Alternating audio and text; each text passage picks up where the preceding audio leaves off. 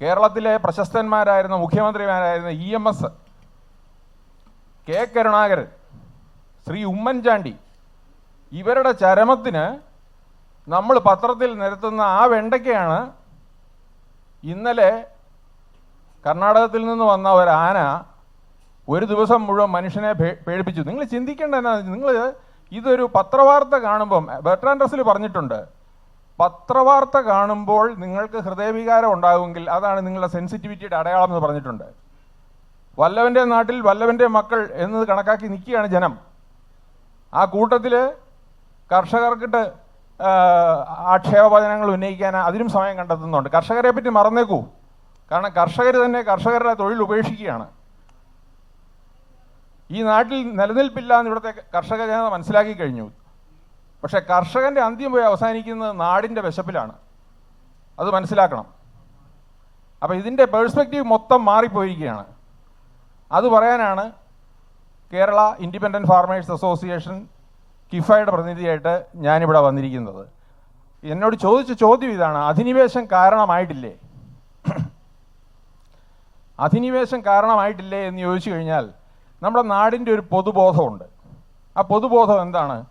മാപ്രസിദ്ധീകരണങ്ങൾക്ക് ഊട്ടി വളർത്തിയ മലയോരത്തെ ചില ക്രൂരന്മാരായ മുതലാളിമാർ അവർ കാട് കയ്യേറുന്നു, വെട്ടിത്തെളിക്കുന്നു, അവർ വലിയ വലിയ സാമ്രാജ്യങ്ങൾ കെട്ടിപ്പടുക്കുന്നു. യാഥാർത്ഥ്യം അതിൽ നിന്നൊക്കെ വളരെ വളരെ വളരെ വിഭിന്നമാണ്. കേരളത്തിലെ കുടിയേറ്റം ആരംഭിച്ചത് തിരുവിതാംകൂറിൽ നിന്ന് പോയ കർഷകരല്ല. ഇവിടെ തിരുവനന്തപുരത്ത് 1822 അന്നത്തെ റാണി ഗൗരി പാർവതിഭായ് 1822 ഹൈറേഞ്ചിലെ 5 മലകൾ ഏലം കൃഷിക്ക് തുറന്നു കൊടുത്തു. വർഷം 200-നേറെ മുമ്പ്. അന്ന് കുടിയേറ്റമൊന്നും ഉണ്ടായിട്ടില്ല.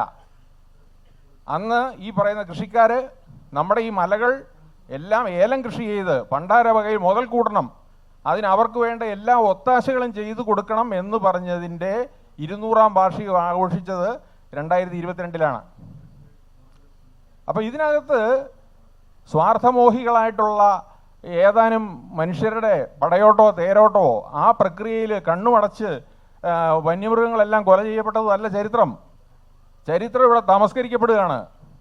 ചരിത്രം കൂടുതൽ അറിയേണ്ടവർക്ക് നിങ്ങൾക്കറിയാം, നമ്മുടെ പ്രശസ്തനായ സഞ്ചാര സാഹിത്യകാരൻ, ഞാൻ സാഹിത്യത്തിൻ്റെ വഴിയിലേക്ക് പോവുകയാണ്, SK പൊറ്റക്കാട് എഴുതിയ വിഷകന്യക വായിക്കണം.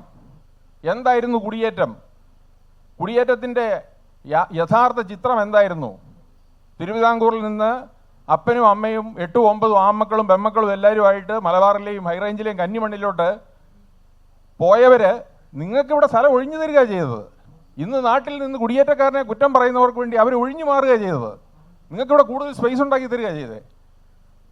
അങ്ങനെ പോയവരിൽ ഒരു തലമുറ മുഴുവൻ മലമ്പനി പിടിച്ച് കെട്ടുപോവുകയാണ്. ഒരപ്പൻ്റെ അമ്മയുടെയും കൺമുമ്പിൽ 5-6 ആൺമക്കൾ 2-3 മാസത്തെ സ്പേസിൽ മരിച്ചടിയുകയാണ്. അതാണ് വിഷകന്യക എന്ന് പറഞ്ഞാൽ, ആ മണ്ണിനെ വിഷകന്യയായിട്ടാണ് SK പൊറ്റക്കാട് എഴുതിയത്.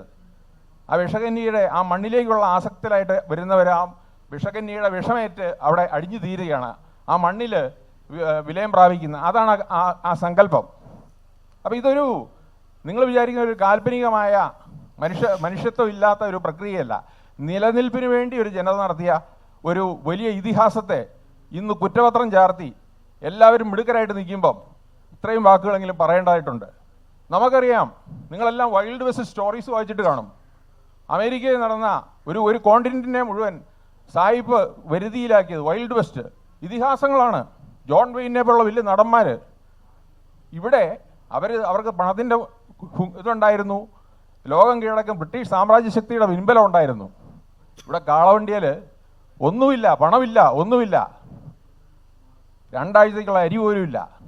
എല്ലാവിധ പ്രതിബന്ധങ്ങളെയും നേരിട്ടുണ്ട് കേരളത്തിന് കാർഷിക സമൃദ്ധി ഉണ്ടാക്കി തന്ന ഒരു കർഷക തലമുറ ഇന്നവിടെ ഉറങ്ങുന്നുണ്ട്. അവരുടെ പിന്മുറക്കാരാണ് ഇവിടെയുള്ളവർ. കുറ്റപത്രം ചാർത്താൻ ഈ സമൂഹത്തിന് അവകാശമുണ്ട്. അല്പം വൈകാരികമായിട്ട് സംസാരിക്കുന്നത് എവിടെയും നമ്മുടെ ഇന്ന് നിങ്ങൾ സോഷ്യൽ മീഡിയ എടുക്കുക, ഈ പറയുന്ന ഏതെങ്കിലും ഒരു വന്യജീവി കാടിറങ്ങി വന്ന് അതിനെ പിടികൂടുകയോ അതിനെ പിടികൂടുന്നതിനിടയിൽ അത് മരിക്കുകയോ ചാകുകയോ ഒക്കെ ചെയ്തു കഴിഞ്ഞാൽ ഉടൻ തന്നെ വാലുവാലെ വരുന്നത് മുഴുവൻ കർഷകനെ പ്രതിക്കൂട്ടി കയറ്റിക്കൊണ്ടാണ്. കർഷകൻ കയ്യേറി. ഇതിന് തിരിച്ചൊരു വശമില്ല. ഞാൻ അതിൻ്റെ വേറൊരു വശം ആലോചിക്കാം. ഇവിടെ നിന്ന് എത്ര അടുത്താണ് കടലിൽ നിൽക്കുന്നത്? ഒരു നാച്ചുറൽ റിസോഴ്സ് എന്നുള്ള രീതിയിൽ കാടിനെക്കാട്ടിലും പ്രസക്തിയുണ്ട് കടലിന്. കടലിൻ്റെ വിളുമ്പത്ത് നമുക്ക് പോയി താമസിക്കാം, കടലിനെ മലിനമാക്കാം, കടലിലേക്ക് ഇറങ്ങി കടലിലെ ജീവികളെ പിടിക്കാം, വലയിടാം, വലയിൽ കുടുങ്ങി ആമകളും മറ്റ് ജന്തുക്കൾക്കും ചാകാം. ഇതൊന്നും ആരും കാണുന്നില്ല. എല്ലാവരുടെയും ശ്രദ്ധ ഒറ്റ പോയിന്റിലേക്ക് മാത്രം. ഇടനാടിനപ്പുറത്ത് കിടക്കുന്ന മലകളിൽ ചില ക്രൂരന്മാർ താമസിക്കുന്നു. അവരെ വരുതിക്ക് നിർത്തണം. അവർ സമൂഹത്തിനോട് വലിയ ദ്രോഹം ചെയ്തിരിക്കുന്നു. അവരെ ഒതുക്കണം, കുറ്റപത്രം ചാർത്തണം. അപ്പോൾ ആനയല്ല എൻ്റെ വിഷയം. ആനകൾ വരും പോവും. ഇവിടെ മനുഷ്യനെ പറ്റിയാണ് എനിക്ക് വ്യഥ. നിങ്ങൾക്കറിയാമോ, കൃഷി നശിച്ചു കഴിഞ്ഞാൽ ഉണ്ടാകാൻ പോകുന്ന ദുരന്തം എന്താണെന്നുള്ളത്? ഞാൻ നഗരവാസി എന്ന് പറയുന്നത് കുറ്റക്കാരൊന്നുമല്ല. പക്ഷേ കഥയറിയാതെ ആട്ടം കാണുന്ന ഒരു വലിയൊരു സമൂഹം കേരളത്തിൽ ജീവിച്ചിരിപ്പുണ്ട്. അവർക്ക് ഇതിൻ്റെ റിയാലിറ്റി അറിയത്തില്ല.